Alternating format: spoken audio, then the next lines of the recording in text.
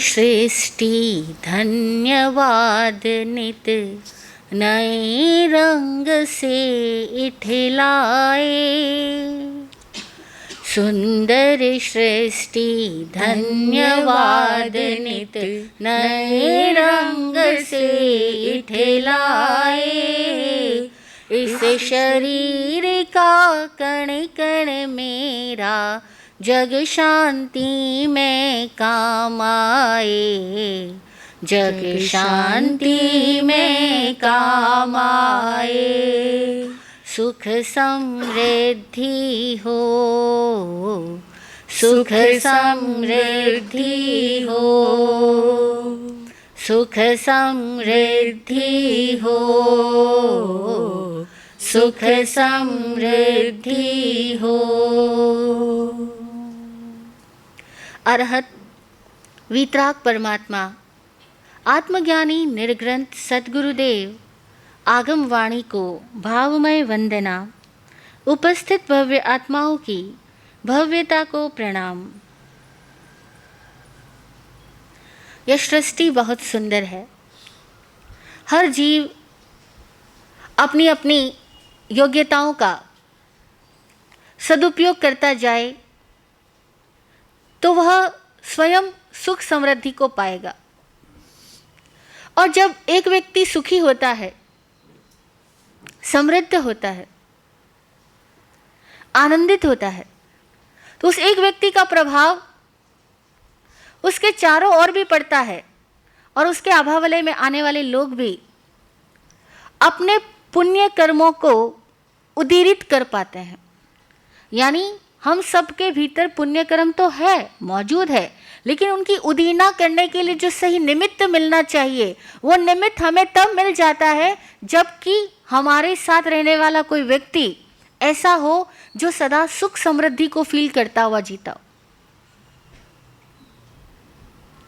ध्यान दीजिएगा, हम सभी पुण्यवान हैं, लेकिन हमारी पुण्यवानी उदय में आए, उदीरना में आए, उसके लिए सही निमित्त चाहिए। और ऐसा व्यक्ति हमारे लिए निमित्त बनता है, मददगार बनता है, जो स्वयं सुख समृद्धि में रहता है ना? जो स्वयं अपने आप को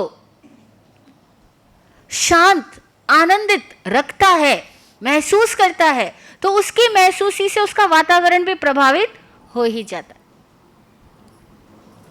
इसीलिए जब किसी घर के अंदर कोई एकाध बच्चा भी हंसता खेलता रहता है तो घर का माहौल कैसा होता है?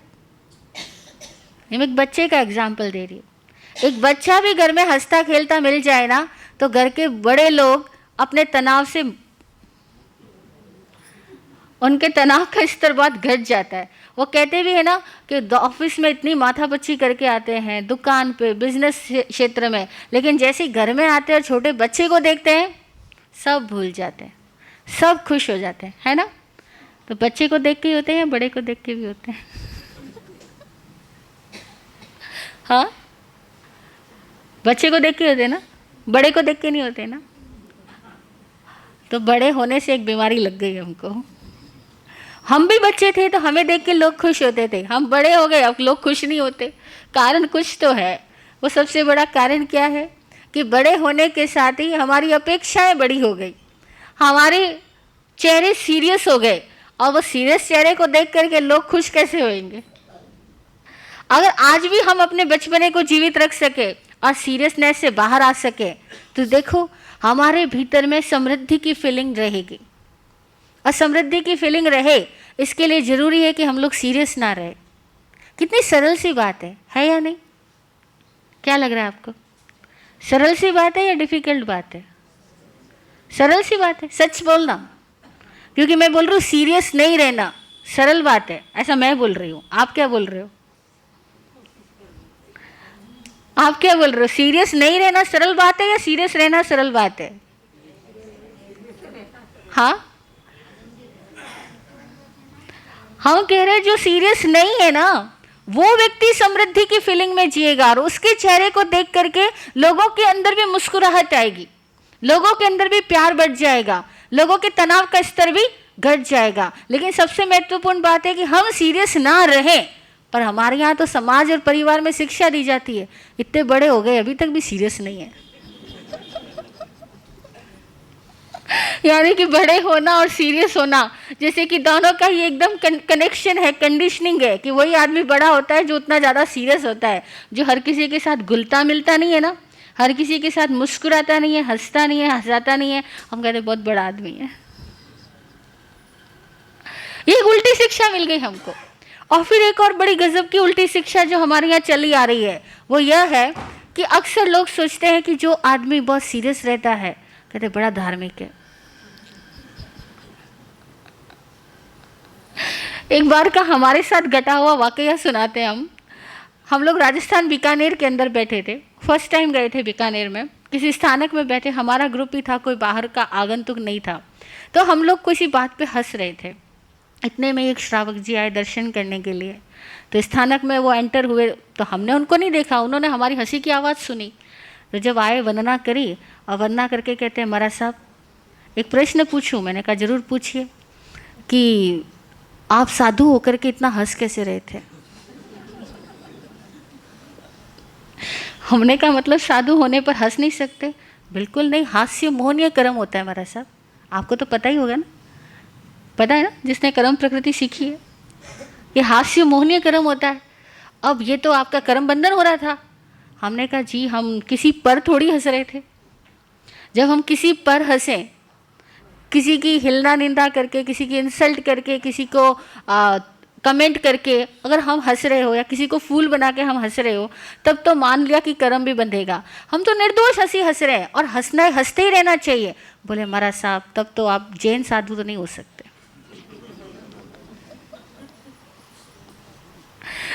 और अक्सर जैन श्रावक श्राविकाएं भी क्या, जैन साधु साध्वी भी क्या, बड़ा सीरियस चेहरा लेके निकलते हैं, जैसे कि धार्मिक होना है तो कुछ स्पेशल होना होगा।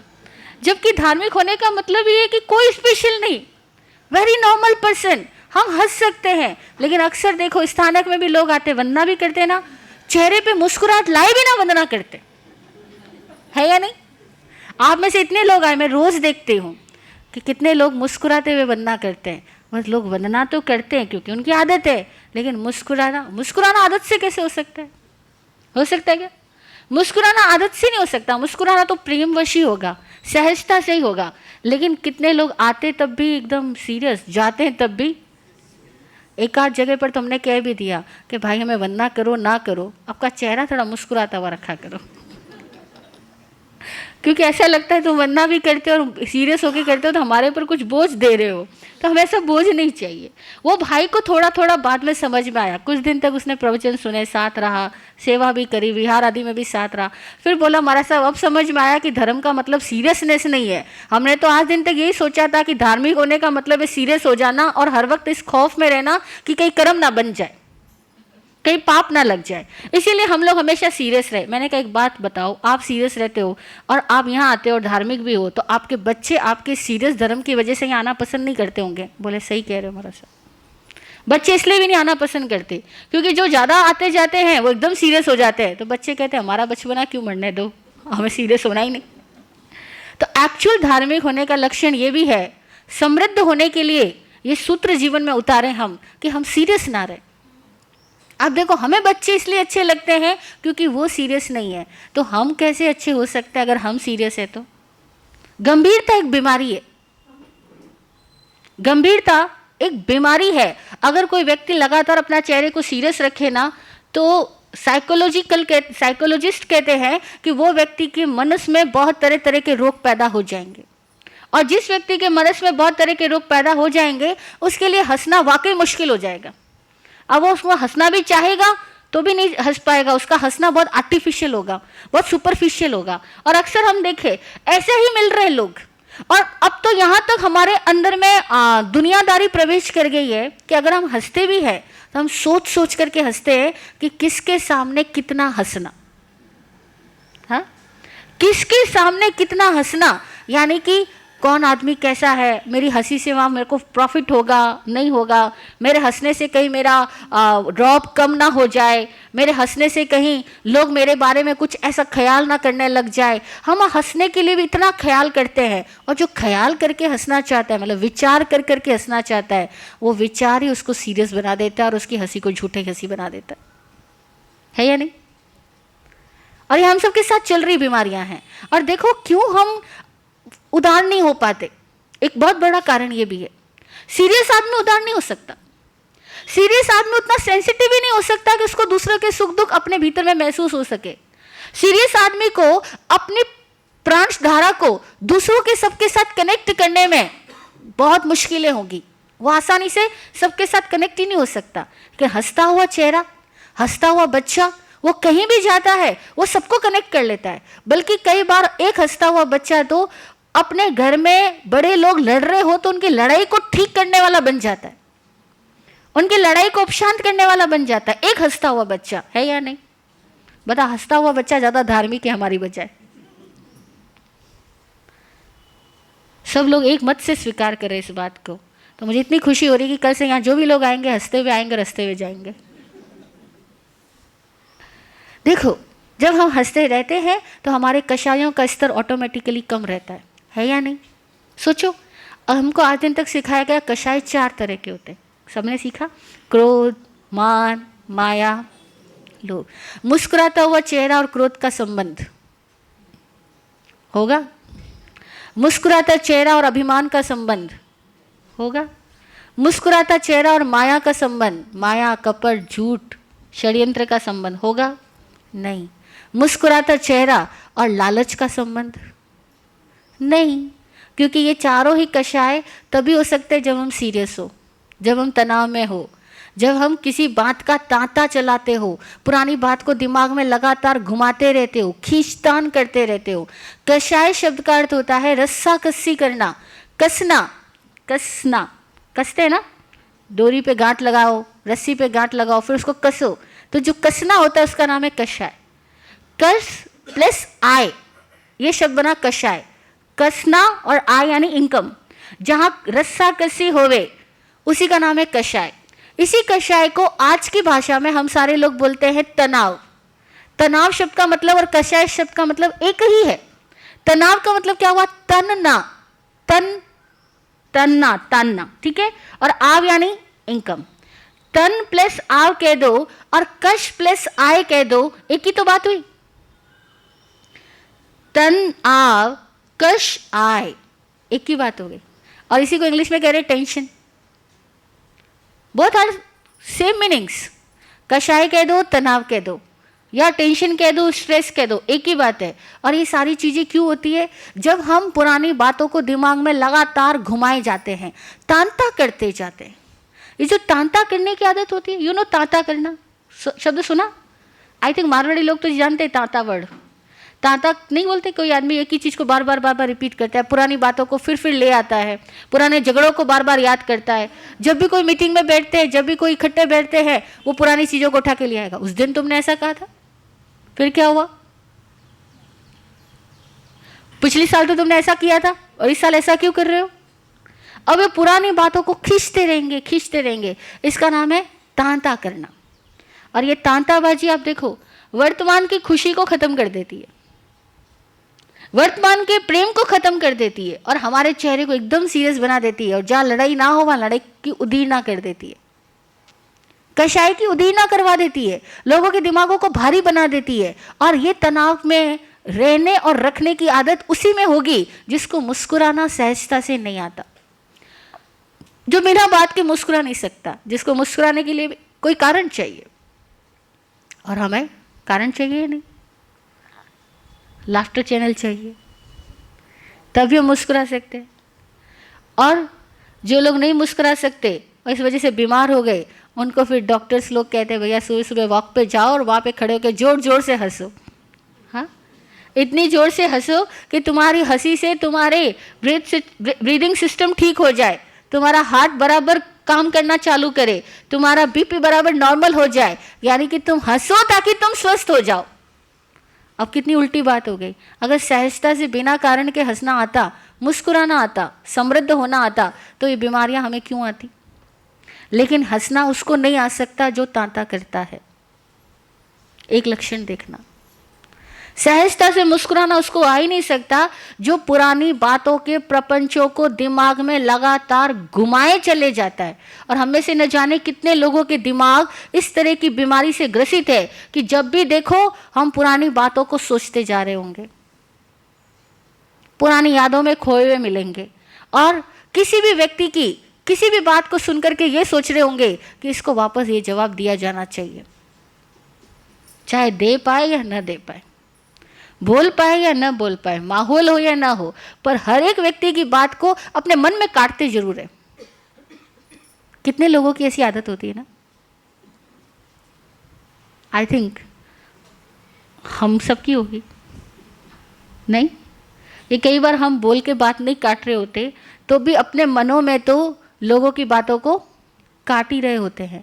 और जो मनों में लोगों की बातों को काटते रहते हैं उनके चेहरे सीरियस होते जाते हैं, उनके तन में ऐसी बीमारियां पैदा होगी जो उनके शरीर को ही काटेगी, उनके शरीर के स्वास्थ्य को काटेगी, और उनके कर्म ऑटोमेटिकली ऐसे हो जाएंगे कि वो जहाँ जाएंगे वहाँ अपने भारी कर्मों, पाप कर्मों की वजह से खुद के सुखों में भी अंतराय और औरों के सुख समृद्धि में भी अंतराय का निमित्त बन जाएंगे।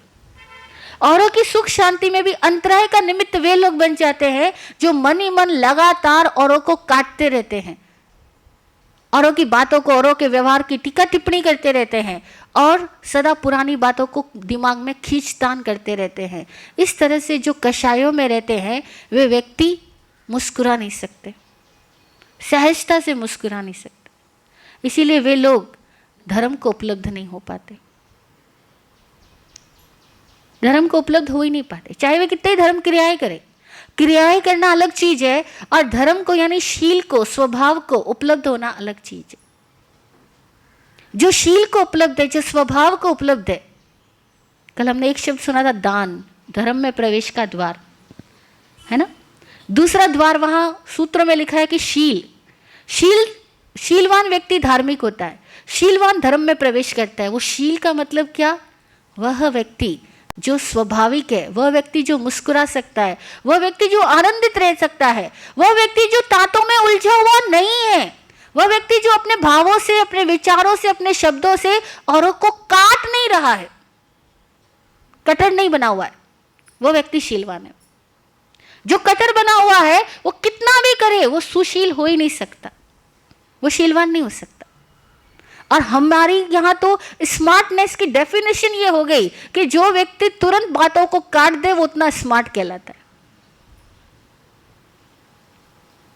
और ऐसे स्मार्ट घर घर में है, हम सारे ही लोग हैं, बड़े स्मार्ट है। जरा कोई हमारे सामने बोले हम तुरंत उनकी बातों को काट देते हैं।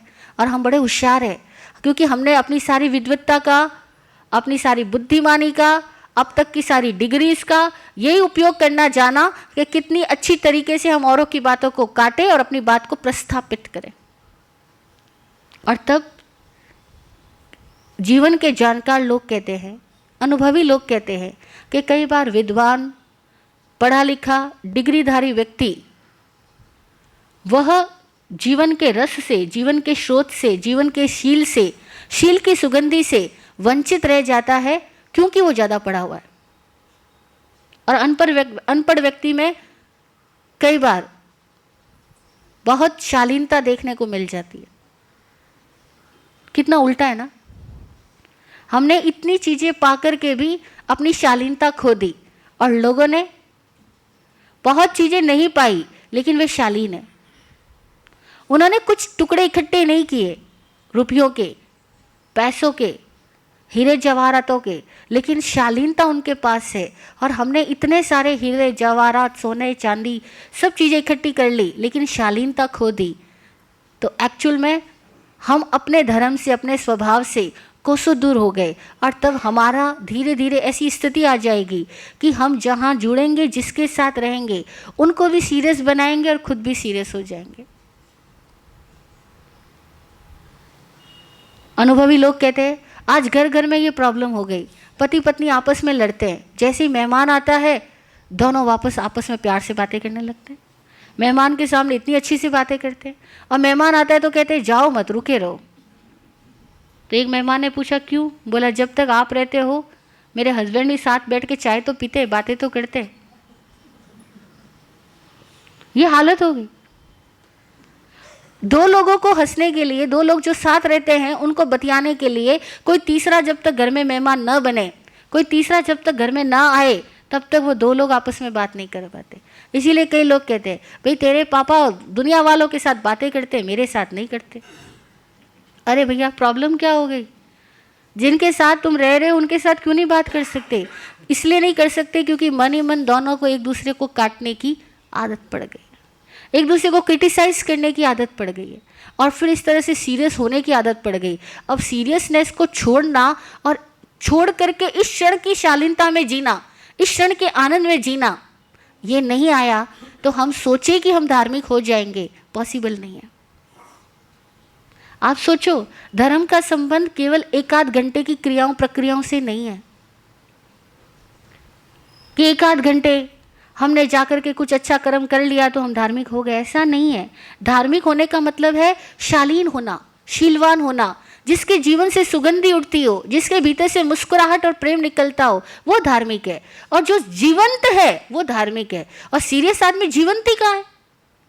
सीरियस आदमी का चेहरा देखो, उसमें लाइवलीनेस नहीं होगी, उसके अंदर सहजता नहीं होगी, उसके अंदर एक लाइफ का फ्लो नहीं होगा, वो जीवन के साथ गतिमान नहीं नजर आएगा। ऐसा लगेगा कि वो बंदा कहीं ठहर गया है, उसकी लाइफ कहीं अटक गई है, कहीं रुक गई है। और जब लाइफ रुक गई है तो जैसे पानी कैसे रुक जाता है तो धीरे धीरे उसके अंदर मक्खी मच्छर पैदा हो जाते हैं, और पूरा वो जल प्रदूषित होकर के पीने वाले को भी जीवन खराब करता है, और जल प्रदूषण के पास में रहने वाले लोगों का जीवन भी खराब करता है।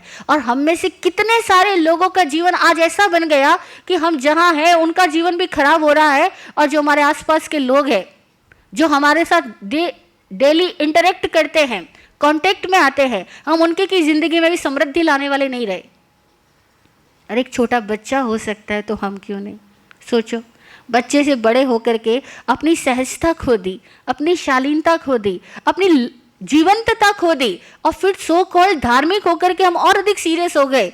तो यह सच में ये धर्म, सही धर्म हमने नहीं ग्रहण किया, धर्म को सही अर्थों में सीखा ही नहीं।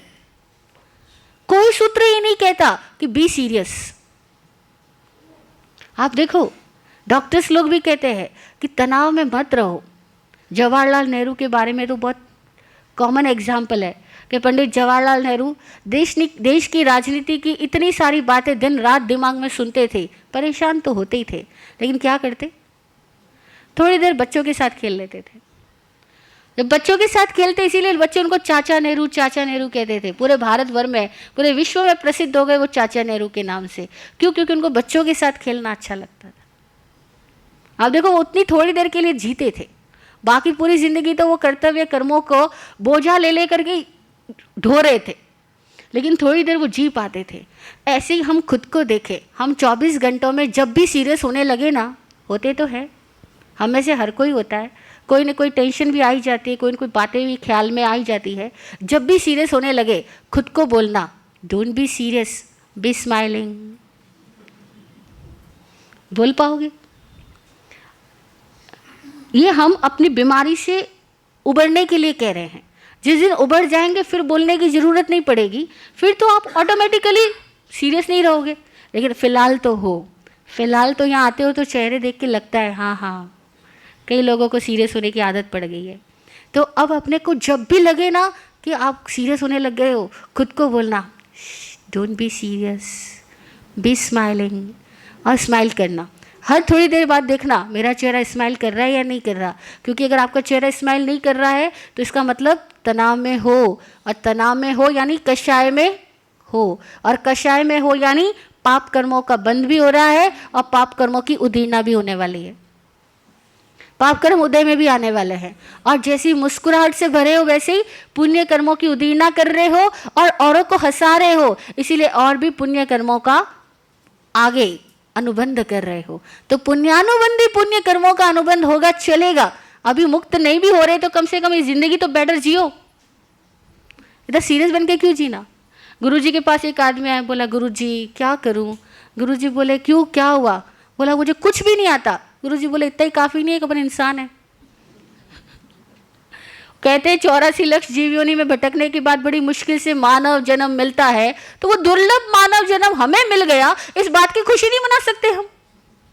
हाँ, अरे खुशी मनाने के लिए मानव होना ही काफी नहीं है कि हम इस बात की खुशी मनाएं। लोग कहते हैं अरे मुझे ये नहीं मिला, वो नहीं मिला, तो गुरुजी एक दिन बोले भाई ये न मिला, गिला न कर कि ये न दिया, वो न दिया उसने मुझको, यही क्या कम है कि इंसान बना दिया तुझको? भैया क्यों गिला करना, इंसान है, इस बात की खुशी बनाओ। तो सीरियस होना, वैसे तो आप लोग कहोगे महाराज साहब क्या बात कर रहे हो, आपको भी सीरियस होना चाहिए, हमें भी सीरियस बनाना चाहिए, है ना। और हो सकता है बहुत सारे धार्मिक लोग ऐसा सोचेंगे कि महाराज साहब लोगों को सीरियस होना, हमें भी सीरियस बनाना चाहिए, डराना चाहिए, अरे पाप कर्म बन जाएंगे, अरे पाप कर्म बन जाएंगे।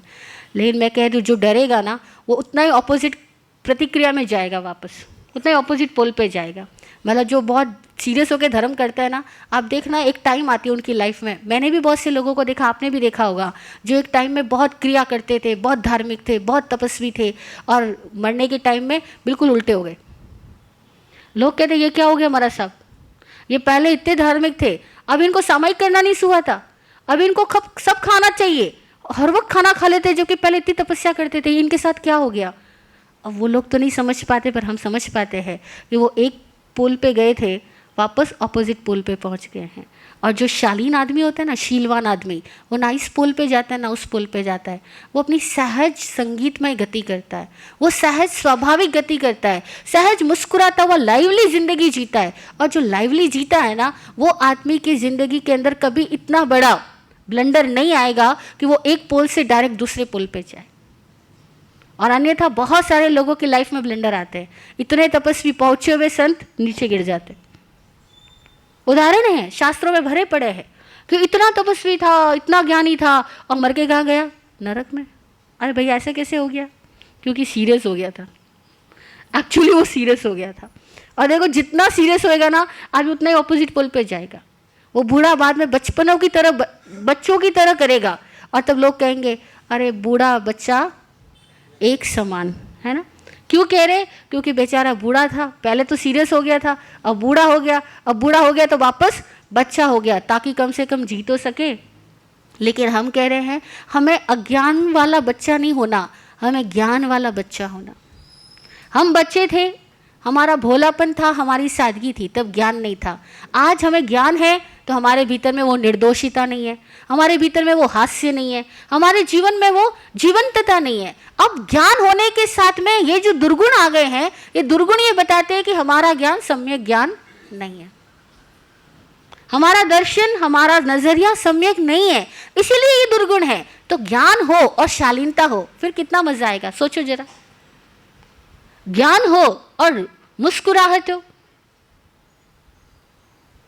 विराट गुरु जी तो कहा करते कि मुस्कुराहटे मेरी जो देख कर, मुस्कुराहटे मेरी जो देख कर, मुस्कुरा उठो अगर यूं आप भी, मुस्कुरा उठो अगर यूं आप भी, जीना वही जीना सही, जीना वही जीना सही। मेरी मुस्कुराहटें देखकर आप भी मुस्कुरा सको, ऐसा आपको देख कर के लोग कहे कि अरे आपकी मुस्कुराहट देखकर मुझे भी मुस्कुराना आ गया। जिस दिन ऐसा कह देंगे तो समझना वैभव जी का चातुर्मास सफल हो गया। जय हो।